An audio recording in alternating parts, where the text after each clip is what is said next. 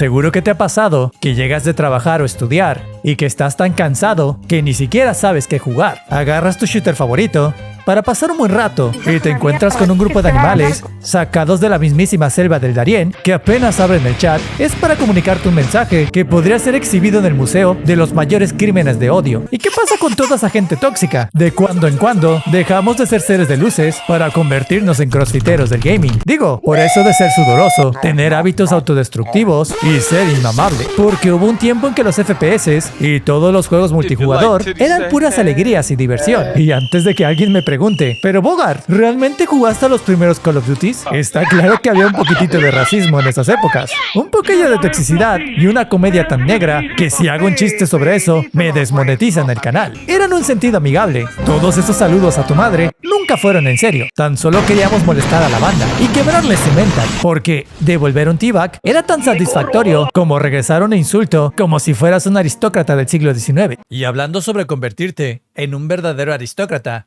y golpear con la verdadera opulencia de un ganador en la vida, nuestro patrocinador de este video tiene un mensaje para ti. Conoce a XM, un broker de confianza con más de 15 años de experiencia en el mercado y 10 millones de clientes. Al igual que un aristócrata con manos finas, XM entiende que hacer movimientos audaces es esencial para ganar. Con Copy Trading de XM no necesitas ser un experto en trading, solo tienes que navegar a través de los operadores experimentados, elegir las estrategias de mayor rendimiento que te gusten y hacer clic en copiar. Es tan fácil de usar que hasta tu primo Pedrito podría hacerlo, pero manténlo alejado de tu cuenta porque Pedrito no sabe nada de trading. XM Copy Trading tiene más de 4000 estrategias para elegir y filtros avanzados para ayudarte a encontrar las estrategias perfectas para copiar. Y lo mejor, copiar es gratis y solo pagas un porcentaje cuando obtienes beneficios. Si estás buscando una manera fácil de empezar a operar y ganar, es esta. Más de 100,000 personas ya se han unido, así que no te lo pierdas. Comienza tu viaje con Copy Trading de XM hoy. Haz clic en el enlace en la descripción, copia la estrategia de un trader profesional y obtén más oportunidades de ganar. Y para seguir hablando sobre competencias en la vida real, sigamos con el video. Siempre hemos sido competitivos, pero nunca tan violentos como lo somos ahora. Los más veteranos recordaremos que en las maquinitas nunca faltó el morro pendejo que apagaba la máquina si perdían la COF. Pero esos enfermitos siempre fueron muy escasos. Probablemente ahora trabajan en estafas piramidales, todas idiotas, o vendiendo lotes de inversión. Pero en comparación de aquellos días, hoy es demasiado fácil encontrarse con personas tóxicas en cualquier juego. Es como si algo se hubiera roto en el mundo del gaming con la implementación de las escaleras competitivas, la popularización de los esports, la cultura tryhard y al que nunca debe ser nombrado en un foro de Call of Duty, Skill-Based Matchmaking. Porque es un hecho que el hipercompetitivismo en los videojuegos ha convertido a todos los jugadores en máquinas de grindeo, de esas que se lubrican con bebidas energéticas. Porque si ya no le echamos ganas a la chamba, es porque estamos demasiado ocupados pensando en cómo alcanzar el Predator en Apex o el Challenger de LoL. Y cual misión autodestructiva, como declararle tu amor a la gótica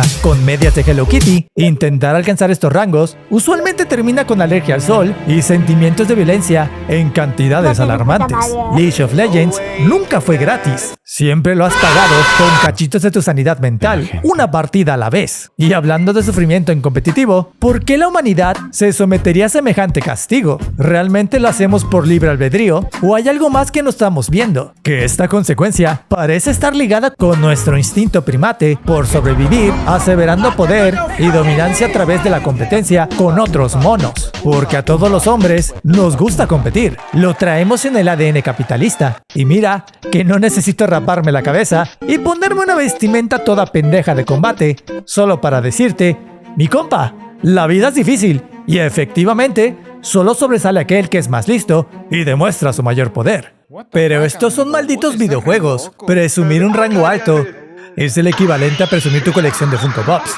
A nadie le importan un carajo. Sin embargo, existe gente perturbada que piensa que puede idatear y atraer muchas chicas siendo radiante en Valorant. Y ya sé, claro que es increíblemente patético. Como si esto no fuera ya en sí una red flag a nivel hasta bandera, solo comparable a tener el cabello rojo y a estudiar psicología. Pero tranquilos todos, que yo sé perfectamente que no todos buscan un rango para presumir sus deficiencias emocionales. Algunos lo hacemos porque realmente nos apasiona un juego y solo queremos llegar al nivel más alto por la pura autosatisfacción. Es muy normal que los prodigios exploren la posibilidad de convertirse en pro players como una consecuencia de sus dotes mecánicos. Y a muchos, la vida de un pro player le suena muy divertida. Que te paguen por jugar a tu juego favorito suena a miel sobre hojuelas. Es más, vamos a preguntarle a Faker ¿qué opina sobre esto?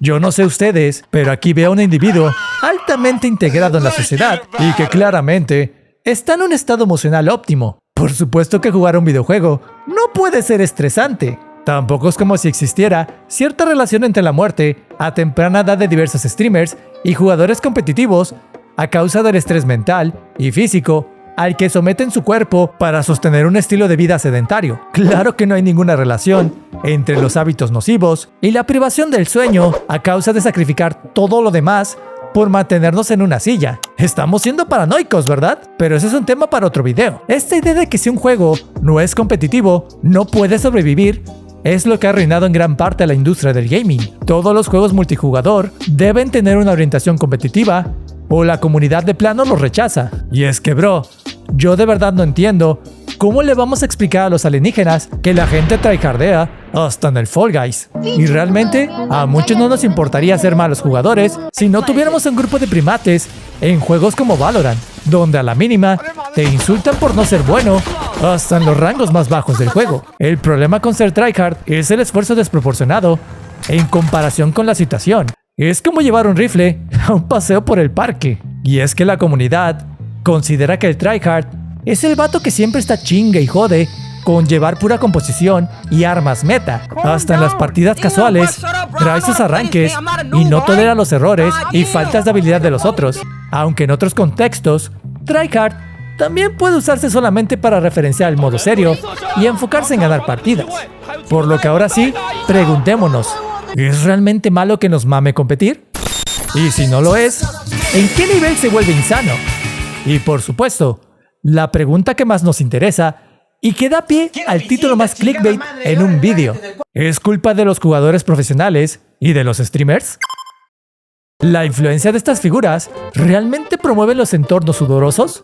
Para efectos de este video, y siguiendo un poco con la inspiración de otro canal que anteriormente tocó el tema, vamos a poner a los pro players en el mismo costal que los streamers, descartando a todos los streamers casuales que no les interesa tanto competir, sino convivir con su comunidad. Y como en la tesis que compré en Tepito, mi hipótesis parte del contexto de la situación, que con el auge de las plataformas de streaming, es un hecho que nuevamente la palabra competencia se pone de moda. Tan solo basta con darte unas vueltecitas por Twitch para notar la cantidad de usuarios que están en directo en los juegos más competitivos como Valorant, Fortnite y Warzone, entre muchos otros. Es una cantidad sumamente obscena de personas. Y cuando tantos individuos están haciendo básicamente lo mismo que tú, el streamer promedio suele tomar decisiones drásticas para distinguirse del resto de su competencia, usualmente eligiendo entre dos píldoras, la de desarrollar su carisma o hacerse un pro player, porque mínimo, si uno no es tan chistosito, que nos vean porque somos buenos en algo. Y aunque no lo parezca, ambos conceptos nunca han sido realmente excluyentes, ya que los streamers mejor posicionados tienen ambas, siendo excelentes jugadores y contando con un determinado carisma que hace que conectes con ellos de forma parasocial. Pensemos en alguien como Tenz de Valorant. El muchacho es increíblemente bueno, pero su personalidad abierta y cálida lo puso en el lugar que está. Y lo mismo podríamos decir de alguien como Shroud, que suele tener muy buenas opiniones sobre varias cosas, mientras mantiene un nivel insano en cualquier shooter. Nada más no le preguntes nunca sobre periféricos, que prepárate para recibir el peor consejo. Resulta natural que en este entorno, donde es absolutamente imposible negar el impacto del streaming, muchos jugadores que quieren llegar a vivir también de esta afición adopten la mentalidad de grindeo de otros creadores de contenido. Recordemos el infame tweet de Ninja, donde afirma que si piensas que Fortnite es solo un juego, es porque eres un maldito mediocre. Así es. Si no estás grindeando al Fortnite 12 horas al día, eres un maldito perdedor y das asco. Te lo dice alguien con el cabello azul, amigo. Su opinión es una máxima en internet. Y cuando tu vida depende literalmente de ser el mejor jugador del mundo, te llevas al límite en cada partida que juegas, porque sabes que la crítica no perdona, y en determinados juegos es más despiadada que mujer de alto valor en un divorcio. Valorant es el mejor ejemplo de esta enfermedad, que la gran mayoría de top streamers están demasiado estresados como para disfrutar del juego, porque no importa qué tan bueno seas. En juegos tácticos por equipo, si te toca un costal de papas como compañeros, es imposible convertirlos en un vino chileno. Aquí no hay milagros, te toca perder y aunque seas el mejor jugador del equipo, la vida decidió que te jodas. Podría apostar 500 varos a que no existe un jugador de Riot que no odie sus juegos o a sí mismo por jugarlos. ¿Conocen a alguien que se la viva jugando LOL y hable bien del juego? ¿Por qué será? Quizás es nuevamente esta relación entre la alta competitividad y la dependencia de factores externos a uno mismo, la que crea un caldo de cultivo perfecto para realizar corajes y sentir violencia desmedida a causa de las cosas que no siempre salen como queremos, siempre en búsqueda de la dopamina que genera hacerse un pentakill o arruinarle el día a alguien en alguna otra parte. El problema con esta cultura del streaming es que no podemos culpar a la gente que quiere vivir de ello. O sea, la cantidad de dinero que obtienen por ser buenos en un juego parece absurda. Y en comparación de otros deportes, ser un esports player se siente más alcanzable que otras disciplinas como el fútbol o el básquetbol. Solo necesitas ser bueno en el juego y siempre sientes que estás a unos cuantos rangos de alcanzar tu objetivo. Sin embargo, esta gente juega como si su vida dependiera de ello. Y en el caso de los streamers y los esports players, tiene todo el sentido del mundo que lo hagan, puesto que en cada partida se juegan su reputación, y cuando no dan el resultado, inmediatamente todos se les suben al barquito de que ya mejor deberían retirarse y borrar todas sus cuentas. Pero si eres la Great Pelona, que lleva el TTV en Apex, destruyendo tu sanidad mental por 2 viewers, tal vez es momento de reevaluar tus prioridades. El skill-based matchmaking también forma parte de esta situación, ya que todos saben lo que pasa cuando ganas 2 partidas seguidas. Inmediatamente después, te toca jugar contra los sin chamba, y son muchas veces los mismos juegos los que no te dejan ser feliz, viviendo en este limbo infinito entre barrer gente y que te barran en partidas. Y para ser francos, estas escaleras competitivas no son lo peor del mundo, que sin ellas te tocarían puras partidas de Fortnite contra los niños de 12 que juegan desde los 6. En este sentido, el sistema también está hecho para proteger al jugador, que en cualquier shooter competitivo siempre va personas con mejores reflejos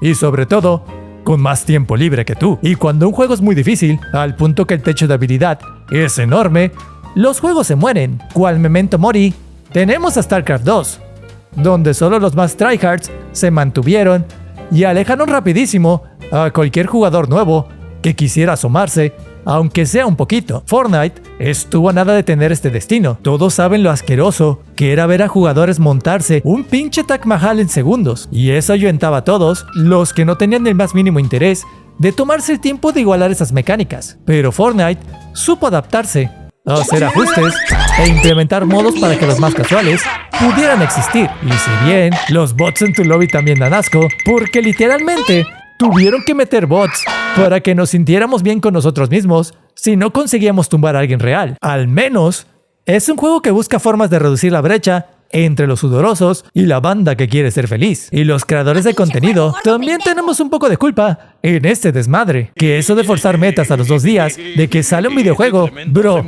dime un shooter del que no hayan videos como este aditamiento es como hacer trampa. La mejor arma para tal cosa. Este es el rifle más roto del juego. Tal personaje está increíblemente roto. Hasta en Helldivers 2 teníamos metavideos, cuando bro, se supone que solo debías disfrutar del juego, no darle armas a la comunidad para estar chingando al resto si deciden jugar de otra forma un juego que busca incentivar la variedad. Y claro que las metas no son enteramente diabólicas. Finalmente, el término de estrategia más efectiva disponible pretende darle al jugador la receta para que salga a partir madres sin mucho sufrimiento. El único problema es que a uno luego lo quieren crucificar si intenta jugar algo distinto al resto. Y en un juego de equipo, te conviertes básicamente en un troll si compras objetos poco convencionales. El jugador promedio de LoL y Smite le saben perfectamente a esto. Pero regresando al ejemplo de Helldivers 2, es como de: bro, deja al hombre jugar con su láser si quiere. No sabe si viene de un día cansado, si perdió a su novia y solo quiere tirarle lucecitas a un par de insectos para literalmente recuperar su luz interior. Finalmente, más que solo arrojar problemas, en este canal nos gustan las soluciones, por lo que la respuesta a este problema es que no existe una solución para la epidemia del tryhardismo. Es un mal que avanza y que francamente no puede ser erradicado, ya que la única forma es que el streaming o las plataformas sociales de videojuegos dejaran de ser lucrativas y ya nadie quiera competir en ellas. Y mientras los factores más prominentes para generar unos cuantos dolaritos en este negocio sean la comedia y ser un jugador excepcional, habrá mucha gente que quiera imitar algo que parece relativamente sencillo. Es muy probable que la gente olvida que menos del 0.05% de los streamers tienen éxito en la plataforma. Y si nos vamos a los esports, ¿te parece que sea más fácil que te fiche un super equipo? Un videojuego sigue siendo un simple videojuego. No todo lo que haces tiene que ser clipeable. Tampoco es como si estuvieras a un solo highlight o recopilación para romperla en internet, que hasta eso ya se están volviendo repetitivas y pocas personas que no sean los mismos jugadores tryhard las valoran. Y si un juego se vuelve increíblemente difícil y frustrante, tampoco somos Solid Snake para seguir consumiendo veneno.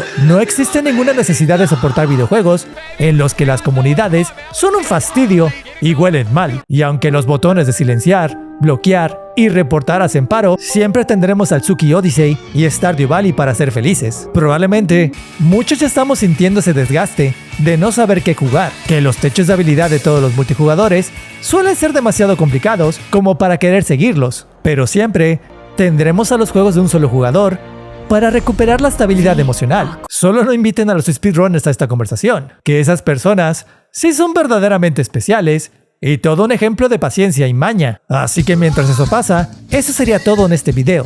Me encantaría escuchar tu opinión en los comentarios sobre la cultura tryhard y cómo sientes que ha afectado a los videojuegos en la actualidad. Si este video te gustó, recuerda que puedes darle me gusta y suscribirte. También quiero aprovechar a pedirte que me sigas en X e Instagram, donde constantemente estoy actualizando cosas, por lo que te agradezco por verme y me despido como siempre, deseándote un excelente día.